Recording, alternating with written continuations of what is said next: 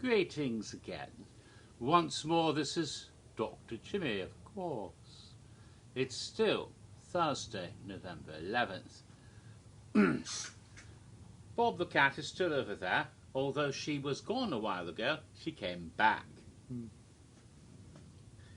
I had to wait quite a bit between the previous videos I made today, trying to catch up with all the wonderful reveals about Horror Nights all around the world. But you see, we had a bit of a rainy storm here, and this room where I make my videos, well, it's got... Well, how do I explain this? This is the Love Shack, baby! Tin roof! Rusted! In other words, if I'm in here and it rains even a little bit, it's like having a whole bunch of people on typewriters. Tappy, tappy, tappy, tap. All right, children. Once upon a time, before there were these things, there used to be these mechanical devices called typewriters. Originally, they were made with gears and things. They didn't have any electrical parts. It was all mechanical. And then eventually they started making electric typewriters. But even those would make a tap, tap, tap, tap, tap noise because they actually had a metal key that actually had to smack into a roll of paper and imprint it with the type, the print of the letter. And you had to hit them, and you had to use like whiteout if you had an error. You couldn't just go back and delete. No, you had to type. It was painstaking work back then. People didn't have word processors. They had typewriters. And in the old days, just manual typewriters, not even electric ones. You had to hit the keys hard. Oh, really hard if you're trying to do it correctly. You know, it's because this finger here doesn't want to hit hard. Oh, it's difficult to do. And sometimes, you know, certain letters are fainter than others. So some of us are good with two fingers. None of this stuff nowadays. What is this? What is this? What is this doing with the thumbs? That would never work on a typewriter. I mean, who am I talking to? You don't even speak normal language anymore. You text and anagrams like lol and omg. And now you don't even do that anymore. You communicate through hieroglyphics, like Egyptians did way back in the old days. Pictograms, you know, pictures of emoticons and emojis. Every time I turn around, the world gets weirder. Oh well. Oddly enough, hieroglyphics will come up later in this video.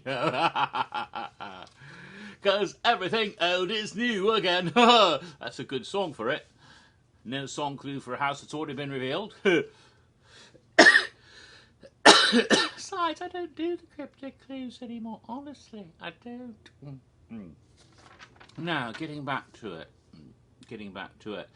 Big reveal! The big one! I've already talked about other reveals. The big one happened yesterday. Yesterday, the 10th of August. Yesterday.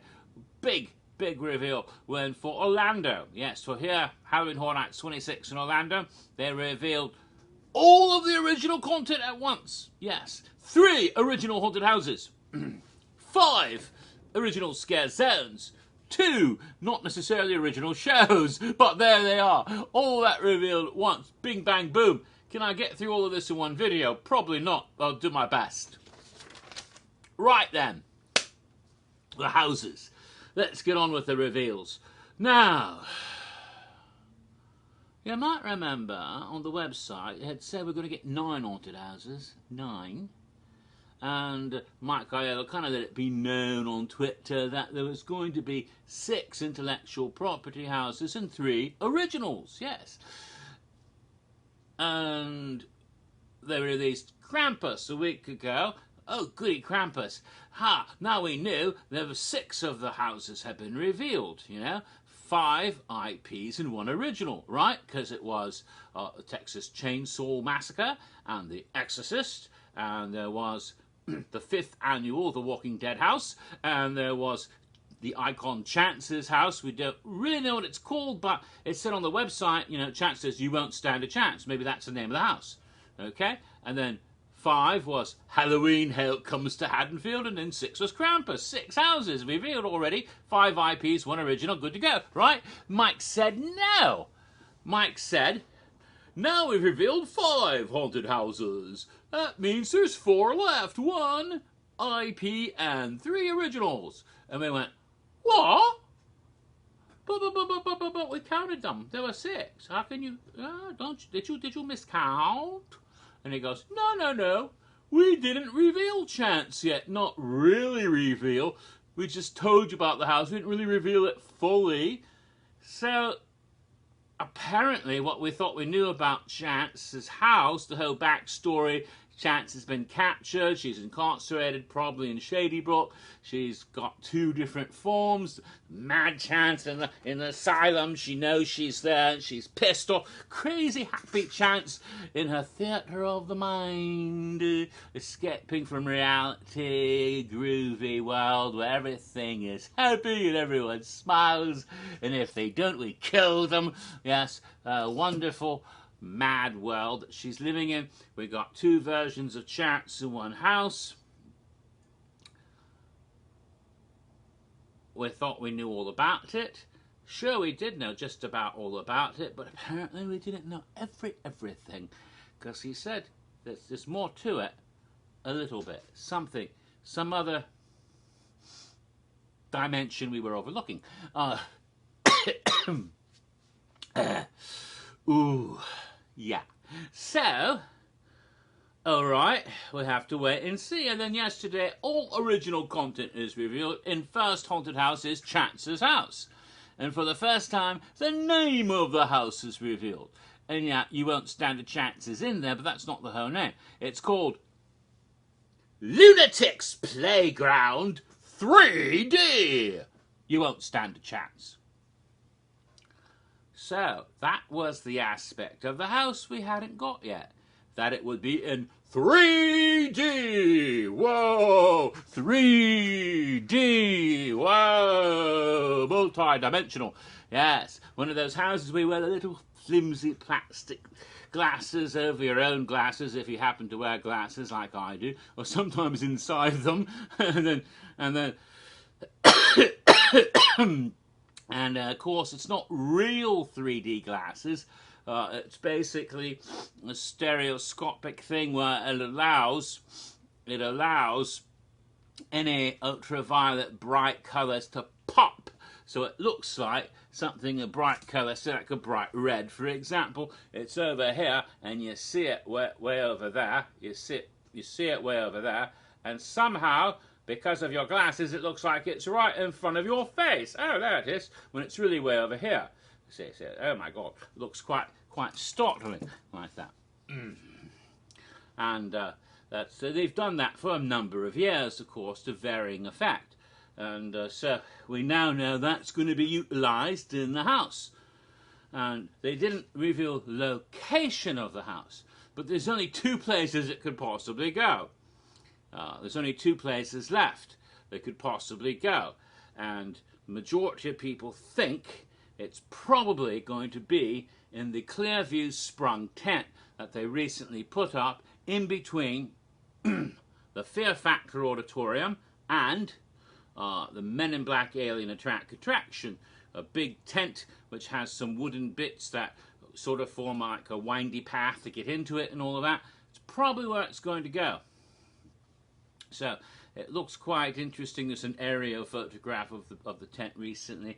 It looks like they're building some outside support structures and everything. Looks quite fantastic. So that's probably where it's going to be. The only other possibility is to share Soundstage 24 with The Walking Dead. But we think this one will probably be over in the tent.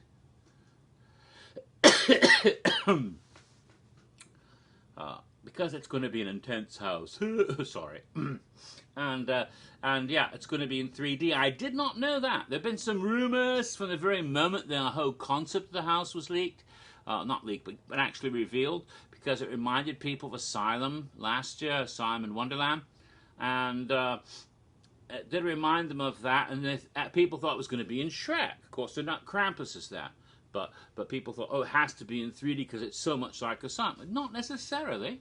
It's a different Asylum. It's a different character. It may not be exactly the same at all. And so there was some spec, but no new for sure. I had no clue whatsoever that it was actually in 3D. no verification until yesterday when the reveal came. Oh, so it's going to be a 3D house. There you go. Now, I had some notion that maybe ultraviolet effects might be involved. I wasn't thinking 3D, but you know, if you use ultraviolet paint, sometimes you can use it in a way that you can't see it in normal light. So you could have a set, say an asylum or whatever, and it's all done up, and there's ultraviolet paint there, and you don't see it. But when the lighting changes, bang, from natural light to ultraviolet light, suddenly the set, the same thing, the very same set you're looking at, could switch from an asylum to a theatre of the mind. Bang, like that. It's not, you don't even have to, you don't go from one room to another. You're in the same room and it changes suddenly. You could do a strobe and it could be changing back and forth from two different scenes. I mean, that sounds pretty bizarre, but for an insane, for the concept of the house, that just seemed to me like a really neat idea. I have no idea if they are going to do that. I hope they will. That would be awesome. But with 3D involved, my God, it would drive you batshit, because when it changed to the theatre of the mind, not only would it change to these bright colours, but it would leap into your face, and it would be like, oh, hey, crap, I am now disoriented. I'm going to get sick now. It might create all sorts of interesting special effects that weren't originally planned. Oh. Like puking. It should be quite amazing, though. I'm looking forward to that. It should be. I don't know if they're going to do that, but that's what I would do if I were making this house. Thinking about ultraviolet, that just came to my mind. You could do that. You could, you know, change the whole room, makeup, costume, everything could change just by changing the lighting. That's how they did some werewolf and Dr. Jekyll transformations in some very early movies. They had stuff that changed with the lighting and filters.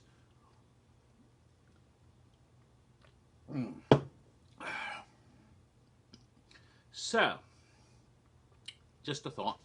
So we have that new house. Okay, so it's one we already knew about, but it was more fully explained. But the other two houses, well, the next one was a house that had been teased a little bit, and Mike told us that there'd be a house coming that was a requel to a previous house, but an original concept house, an original house, a requel. Now, requel is a stupid word, really, but it's one of those neologisms. It means like a remake, or a reboot, or a sequel. It's not exactly any of those, but sort of all three at once kind of works as all three. It's difficult to explain. A remake is when you make the same movie over again with a different cast. Like, the worst is when you do it shot for shot, like the 1998 version of Psycho, which was the very same story as the first Psycho, the very shot for shot remake practically, with different actors and colour. That's a remake. That's like, sometimes remakes take the same story, change a few things, but it's still basically the same concept, you know. Reboot is a different idea. A reboot is when you have an existing franchise. So you've had all sorts of sequels, franchise and continuity, and then you start over from scratch. For example, in horror movies, you have Texas Chainsaw Massacre. They had the reboot with the Marcus Nispel version. Same thing with Friday the 13th and Nightmare on Elm Street. Although they had a sequel to the Texas Chainsaw, they didn't go anywhere with the new versions of Freddy and Jason. Or, God, DC Comics and Marvel, they do it all the time. Reboot. Like, you know, we're going to reboot the whole universe. They do that all the time. But, you know, go from, like, you know, from the old Superman movies to Man of Steel. It's a total reboot. A requel is something else again. That works as a remake or a reboot, but also a sequel to a previous film at the same time.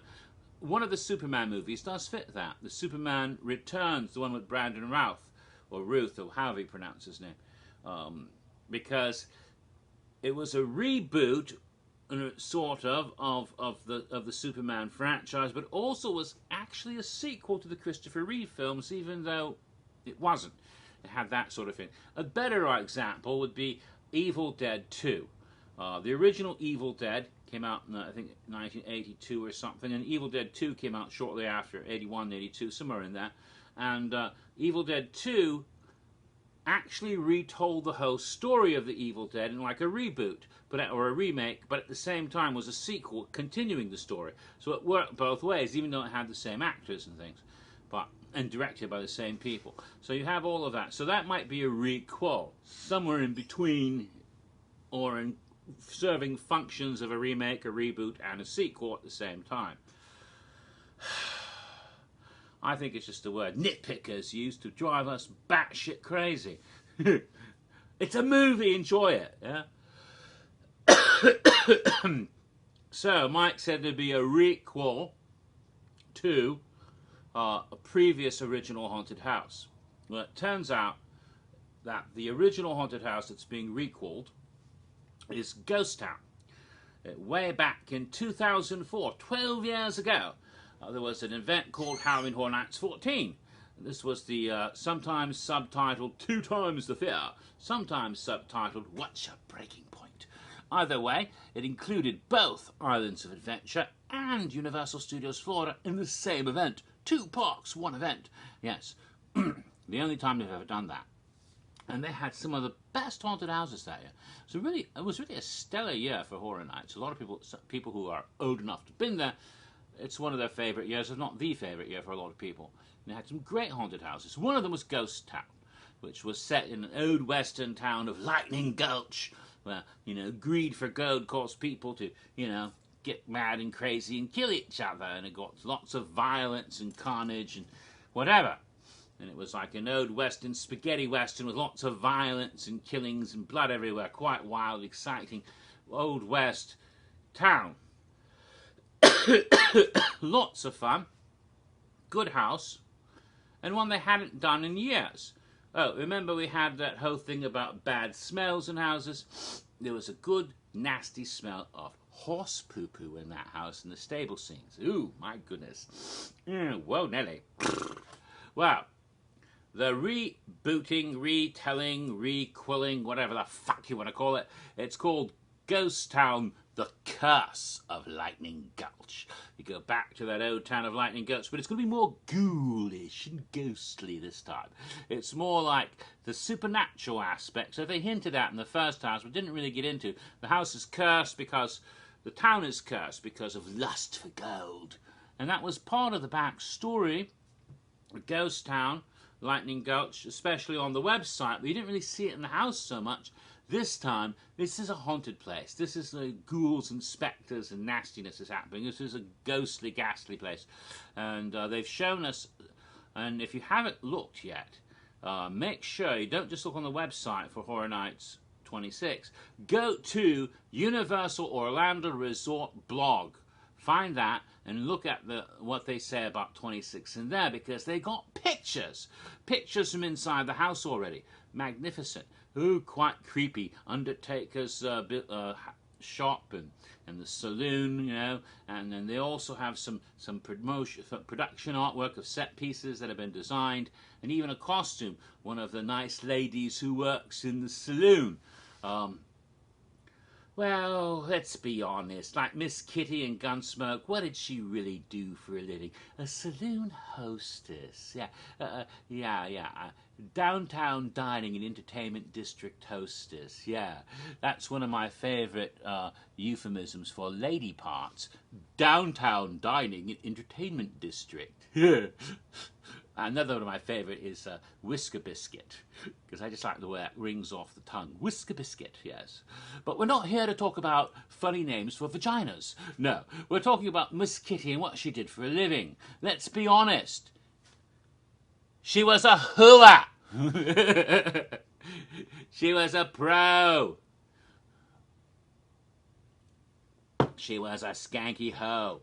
Yeah, that's what they did. They had prostitution, of course, and that's what the lady is. And we see the costume design. Nice lady in a saloon with all the feathers and the nice dress with the big cleavage. She's a whore. That's what she does. She goes to the rooms upstairs with the cowboys and gets some of that gold for taking them to her downtown dining and entertainment district. All right, then. like City Walk. or Downtown Disney, but they don't call it that anymore, though. Damn. Make a vagina joke about Mickey Mouse would be hysterical. Oh well, never mind. I didn't say she was crazy, I said she was fucking goofy. Alright. Now, where was I? Oh, yes. Third haunted house revealed yesterday. Oh, probably this one's going in Soundstage 24. Sharing the soundstage with the 5th annual The Walking Dead house.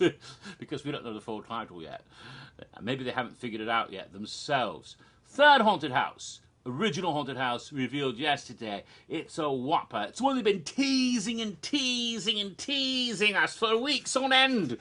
Teasing us with pictures on Twitter, tweets and little hints about what it might be. Code word cobweb. Ooh, pictures on Instagram. Little pictures of a scenic design. What is that? Is that a column? Is that a hieroglyphic? What the hell is that supposed to be? And then, teasing us with Snapchat. Oh, if you managed to catch little Snapchat videos before they vanished into thin air.